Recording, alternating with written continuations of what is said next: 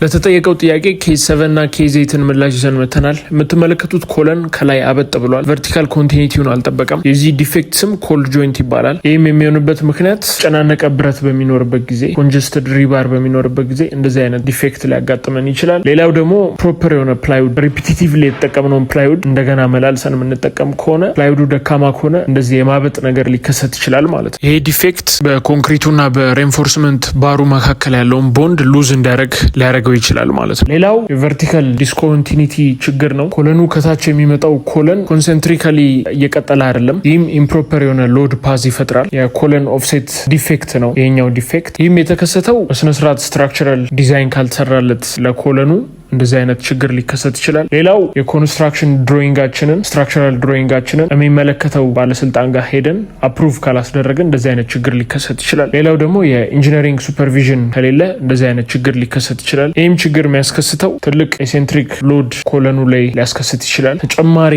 ቤንዲንግ ሞመንት ሊያስከስት ይችላል። የአግዣ ሎድ ካፓሲቲውን የኮለኑን ሊቀንስብን ይችላል ማለት እና መገጣጠሚያው ላይም ክራክም ሊያስከስት ይችላል እና የከፋ ነገር በሚመጣበት ጊዜ ለምሳሌ የሴስሚክ ሎዶ በሚከሰቱበት ጊዜ ወይም ደግሞ ላተራል ሎዶች በሚከሰቱበት ጊዜ ሺር ፌሊየር ሊያጋጥመን ይችላል። ለሺር ፌሊየር ባለፈው ኬዝ 1 አይተናል። ለእንደዚህና መሰል ኮንቴንቶች ቴሌግራም ቻናል አለ፣ ዩዘር ኔም አስቀምጥላችኋለሁ።